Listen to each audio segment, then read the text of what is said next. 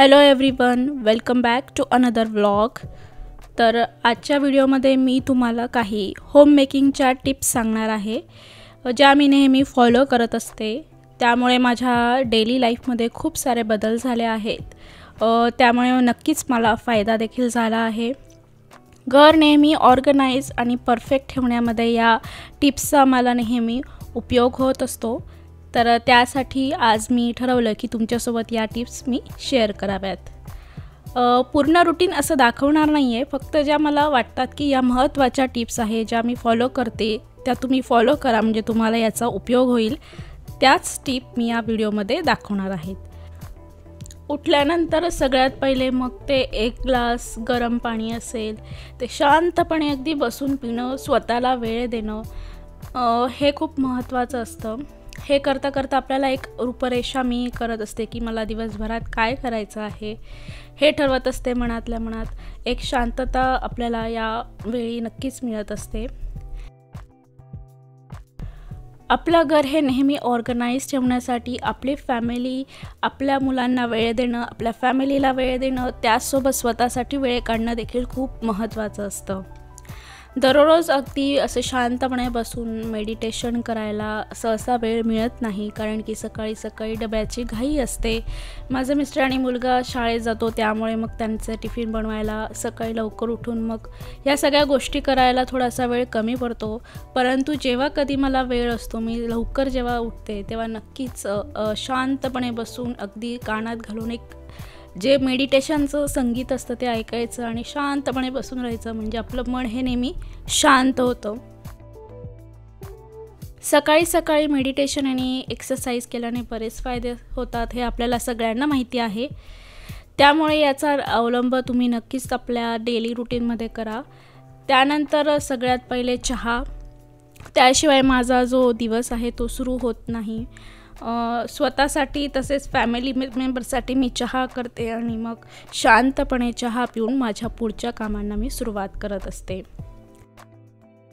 आणि आता हिवाळ्याचा दिवस आहे, त्यामुळे अगदी वाफाळलेला अगदी गरमागरमचा चहा पिला तर दिवसाची सुरुवात अगदी छान होते। अगदी आलं घातलेला चहा करा, तो आपल्या आरोग्यासाठी देखील चांगला असतो, गळ्यासाठी चांगला असतो आणि हिवाळ्यात अतिउत्तम असतो।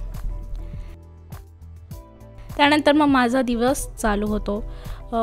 या ठिकाणी मी काही व्हिडिओ क्लिप्स अगदी नेहमीच्या, जसं स्वयंपाक करणं, काही गोष्टी असतात ज्या कॉमन असतात, प्रत्येकाच्या घरात असतं। ब्रेकफास्ट बनवलं, लंच बनवलं, टिफिन फिलअप करणं, या सगळ्या गोष्टी, एवढ्या सगळ्या व्हिडिओजच्या क्लिप आहेत त्या मी या ठिकाणी ॲड केलेल्या नाही आहेत। फक्त जेवढ्या महत्त्वाच्या टिप्स मला वाटतात की आपण फॉलो करायला हव्यात तेवढ्याच टिप मी या ठिकाणी फॉलो करत असते, जेणेकरून तुमचं घर नेहमी ऑर्गनाइज राहील। अशाच टिप मी या ठिकाणी तुम्हाला दाखवते आहे। जसं अगदी भांडे वगैरे घासून सुकले की मग त्यांना वेळोवेळी ज्या जागे असतील त्या ठिकाणी अगदी व्यवस्थितपणे लावून द्या, म्हणजे घरात एक पसारा राहत नाही, सगळ्या जी भांडी असतात ते त्याच्या जागच्या जागी राहतात। ही एक कॉमन टिप आहे, पण बरेचसे जणांच्या घरात मी असं बघितलं आहे की घासलेली भांडी त्याच टोपल्यात पडलेली असतात आणि त्याच टोपल्यातनं ती भांडी वापरण्यासाठी काढतात आणि पुन्हा तिथेच भांडी घासून पुन्हा सुकायला ठेवतात। तर ही टिप्स मी नेहमी फॉलो करते की नेहमी भांडी ही जागच्या जागी लावली गेली पाहिजे।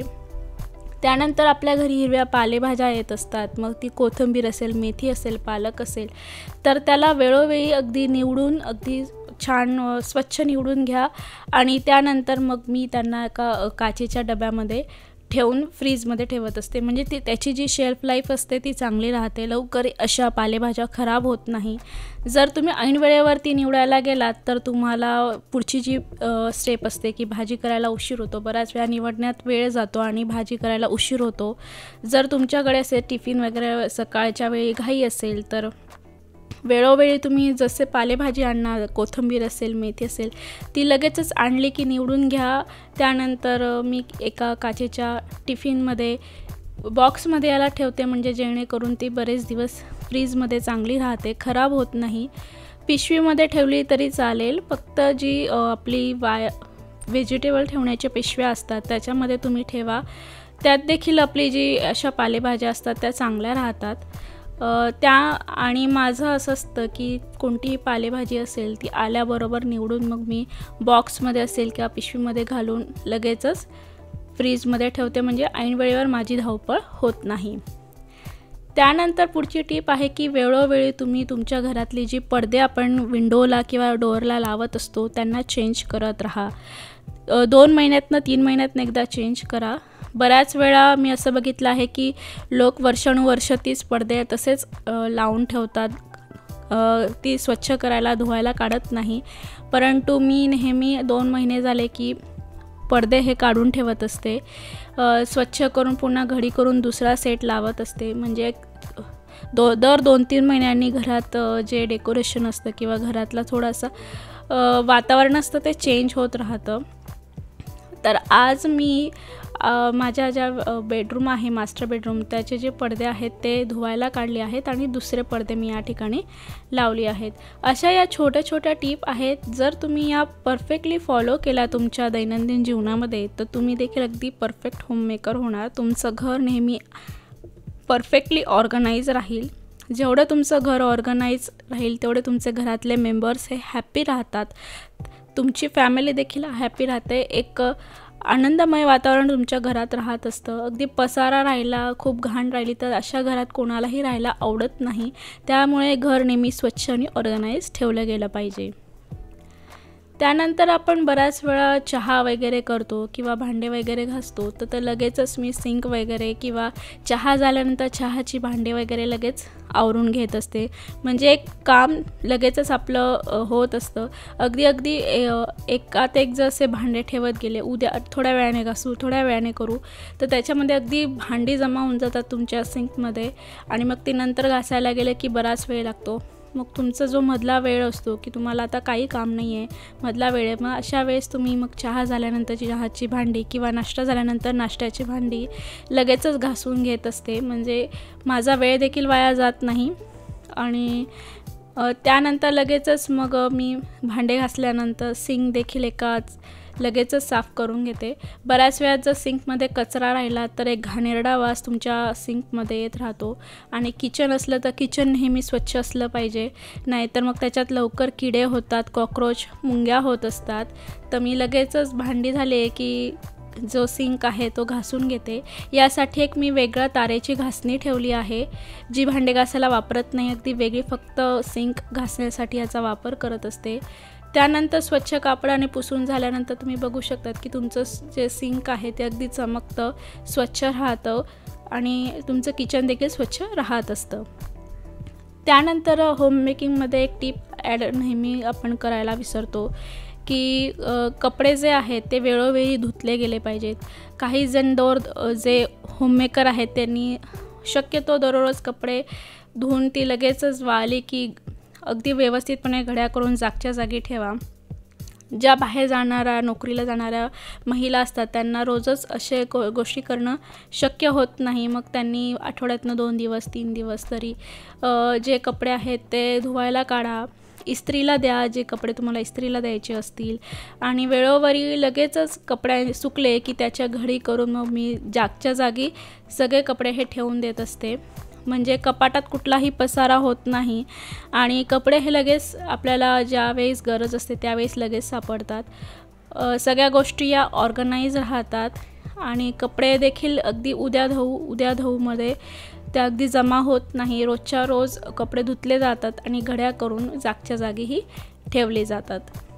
त्यानंतर पुढची टीप आहे की आठवड्यातनं 1 दिवस तुमचं जे बेडशीट आहे बेडवरचं ते नेहमीच चेंज करत राहा.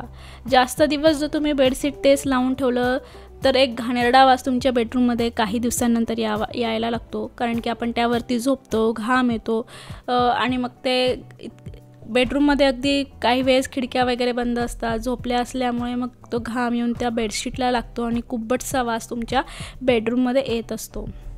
त्यामुळे मी आठवड्यातनं 1 दिवस म्हणजे सोमवारी नेहमी बेडशीट ही चेंज करत असते आणि नेहमी बेडशीट चेंज करताना त्यांना पडद्यांना कशी ती मॅचिंग होईल, म्हणजे एक कॉमन थीम जशी बेडरूममध्ये हवी तशी मी बनवण्याचा माझा नेहमी प्रयत्न असतो.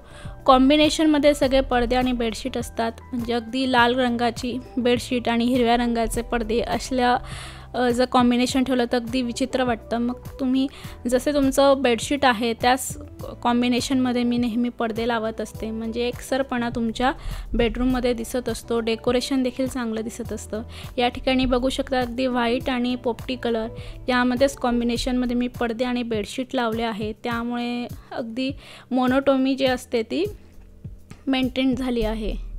त्यानंतर सगळ्यात शेवटची टिप म्हणजे स्वतःसाठी वेळ द्या. सगळ्यात शेवटी अगदी सकाळी उठल्यानंतर अगदी स्वतःसाठी वेळ द्यायला तयार व्हायला बऱ्याच महिलांना जमत नाही, वेळेचा अभाव असतो. तर मग सगळे आवरून झालं की ज्यावेळी मी माझ्या मुलाला शाळेत आणायला जाते त्यावेळी एक स्वतःसाठी नेहमी वेळ काढते. मग त्यासाठी अगदी रोजच्या रोज जे आपण डेली तयार होत असतो, चांगल्या प्रकारे केस विंचरले गेले पाहिजे, व्यवस्थितपणे तुम्ही जे क्रीम लावत असणार ते क्रीम तुमचं स्किन केअर फॉलो करा.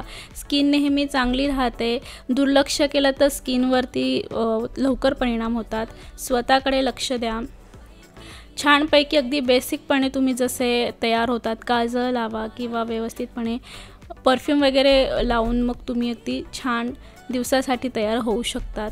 स्वतःसाठी जर तुम्ही वेळ काढला तर तुमची आतून एक पॉझिटिव्हिटी आपल्यामध्ये निर्माण होते. आपण पॉझिटिव्ह असाल तर घरातले सगळेजण पॉझिटिव्ह असतात. जर घरातली महिलाच निगेटिव्ह असेल तर घरात नेहमी एनर्जीही निगेटिव्ह असत असते. त्यामुळे स्वतःसाठी वेळ काढा, तयार व्हा छानपैकी. ही देखील बऱ्याच महिला ही जी टीप असते ती परफेक्ट होममेकिंगमध्ये नेहमी मिस करत असतात.